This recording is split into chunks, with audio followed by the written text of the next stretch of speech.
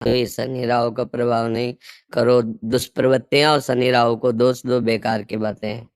कोई किसी को सुख दुख नहीं देता, हमारे आचरण ही हमारे को दुख देते हैं, पक्की बात समझ लो। बोले वो अमुक ने उसको पीटा, राज कर्मचारी आपकी सुरक्षा के लिए हैं, लेकिन जब आप असत आचरण करेंगे तो पीट के जेल में डाल देंगे। ये राज कर्मचारी हैं। शुक्र, शनि, राहु, केत, ये सब राज कर्मचारी हैं। असद आचरण वालों को जलाते हैं, दंड देते हैं, और सदाचरण वालों को, चाहे जिस नक्षत्र पे बैठे हो, चाहे ग्रह पर किसी भी बैठे हो, ये सदैव अनुकूल रहते हैं। ये भगवत पार्षद कोई ऐसे वैसे नहीं है। करो अस्त मैथुन और शनि साढ़े चढ़ा हुआ है, इसलिए ऐसा होता है। बेवकूफी वाली बातें बच्चा है। अभी अवस्था है तुम्हारी वीरपात करने की।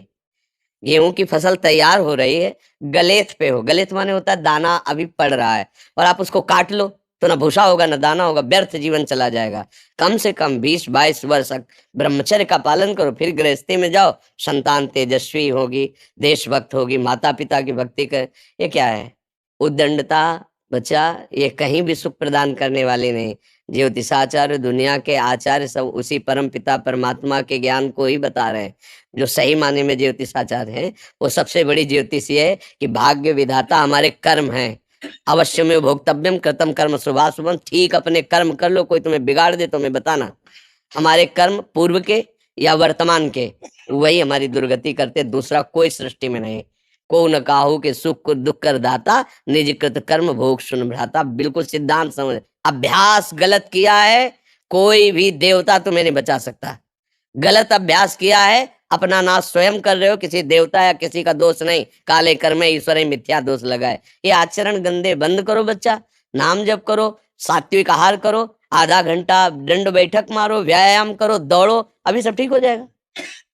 अरे पीछे गलती, यद्यपि ये गलती ऐसी पूरे जीवन भर भोगना पड़ता है, क्योंकि बाल्यावस्था का वीरपात बिल्कुल जीवन को नष्ट कर देता है। इसीलिए बालकों को गुरुकुल में रखा जाता था, चाहे वो राजकुमार हो चाहे किसी का बालक हो। वहां वो एक साधुता से जितेंद्रीय होकर के फिर गृहस्थ धर्म में जाता था। 10-20-50 वर्ष गृहस्थी में रहा, कुछ उसका बाल बाका नहीं हुआ, फिर वो विरक्त होकर के आंतरिक, फिर वो जितेंद्रीय होकर के परमात्मा को प्राप्त कर ले। आज हमारी बाल्यावस्था से मोबाइल का संग है, गंदे बच्चों का संग है, अब ये गंदी आदतें हो गई, सर्वनाश हो गया। अब सोचो, ये अवस्था तुम्हारी चिंता सुख से ग्रसित होने की है, आनंद में उमगने की है, अभी नौ किशोर अवस्था है। ये तो मस्ती वाली, क्योंकि मस्ती हटा दी, आप रह क्या गया जीवन में। ये जो लोग समझते हैं ना कि जैसे खून निकलवा लो तो खून बन जाता है, बहुत गलत बात है। वो दान देना, वो महीने में वो बात एक अलग है, लेकिन सप्तम धातु वीर एक मन शुद्ध सात्विक पौष्टिक अन्न के बाद एक बार के लिए तैयार होता है। और यहाँ बच्चे खिलवाड़ में 2-2 3-3 बार रोज, अब क्या होगा? उनका हड्डियों तक की सामर्थ्य नष्ट हो जाएगी, कुछ दिनों बाद देखना बंद हो जाएगा, ऐसे चौंधियाने लगोगे, खड़े होने में चक्कर आएगा, कमर दर्द करेगा, पैरों में टूटन बनी रहेगी, दिमाग में टेंशन बनी रहेगी, पढ़ोगे तो कुछ याद नहीं रहेगा, स्मृति नष्ट होने लगेगी, एक नास्तिकता छा जाएगी, फिर ये जीवन भार लगेगा, फिर नशा में उतर जाओगे, फिर तो बस गए, फिर गए। तो अब कौन मानता है संत महात्माओं की बातों को? समझाता है तो साधु महात्मा है तो अब अलग बात करते हैं। नहीं, हर बहन भाई को 20 वर्ष तक नियम पूर्वक ब्रह्मचर्य रहना चाहिए। ये जो व्यवहार चला है, अब क्या है कि कुछ भी बोलो तो जबान पे लोग अंकुश की, वो तो ऐसा बोल रहे। ये जो मोबाइल की सुविधा और उसमें सब गंदी बातें देखना, अब आप पढ़े लिखे हो, सर्च करो, सब आ जाएगा।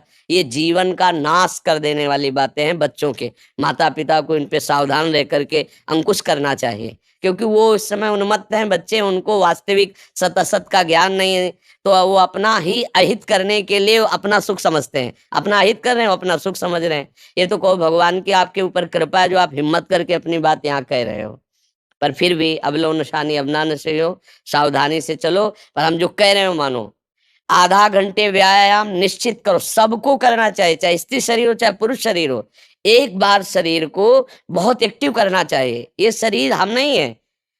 जैसे आप मोटरसाइकिल सुबह सुबह आप बैठो तो पहले क्या करते हैं? हाई रेस में डाल करके उसको एकदम गर्म करते हैं ना, सब खुल जाए। अब चलो ऐसे हाई रेस में इसको लाओ, 10-15 मिनट दंड बैठक व्यायाम प्राणायाम आसन आदि के, फिर अपनी दिनचर्या करते हो तो आप संयमी रहोगे। आपके प्राण पुष्ट रहेंगे, आपका अन्न पचेगा, कोई भी चोट आदि बहुत कम मात्रा में आपको कष्ट देगी, हर बीमारी से लड़ने के साम अब यहाँ सुबह 10 बजे तक सो रहे हैं, व्यायाम क्या करेंगे? प्राणायाम क्या करेंगे? आसन क्या करेंगे? सूर्य जिसके सोने पर उदय हो गया, उसकी आयु, बुद्धि, श्री, कांति सब क्षीण हो जाती है। कौन मानता है? रात्रि के 2-2, 3-3 बजे तक जगना और सुबह 10-11 बजे तक सोना, ये दिनचर्या है। तो हमारी राय है सात्विक भोजन कीजिए और व्यायाम कीजिए। करते हो व्यायाम? है? हाँ, कभी ये कोई ऐसा तो और कभी-कभी जो व्यायाम करते हो बीमारियों का निमंत्रण देते हैं। आज आप लगाओ 20 दंड और 50 बैठक और 5 दिन छोड़ दो, पूरा शरीर दर्द करेगा। फिर लगाओ, फिर वह दर्द करेगा। रोज अगर नियमित करोगे तो वही पच करके आपके शरीर को पुष्ट करेगा। ये शरीर दुर्लभ बात है।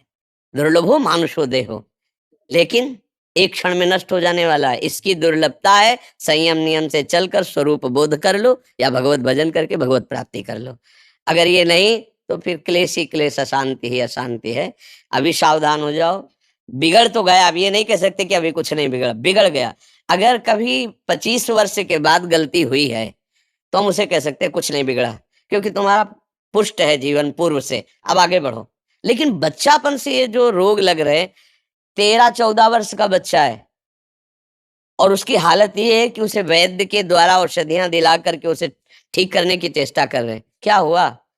ये 13-14 वर्ष की अवस्था, इसमें तो उधर वृत्ति ही नहीं जानी चाहिए, मस्ती होनी चाहिए, एक अलौकिक मस्ती, ये किशोर अवस्था है।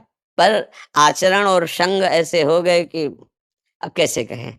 सात्विक आहार करो, व्यायाम करो और थोड़ा भगवान नाम जप करो। माता-पिता के चरण छूते हो? नहीं, माता-पिता के चरण नहीं छूना, माता-पिता की अवहेलना करना, कहाँ से बुद्धि आएगी? अपने बुजुर्गों को प्रणाम करना, संतों को प्रणाम करना, माता-पिता रोज बुद्धि शुद्ध होती है। प्रातः काल उठ के रघुनाथा, माता-पिता गुरु नावहि माता। तो ये सब लिखी बातें रह गई। नए-नए बच्चे हाय हेलो शुरू है।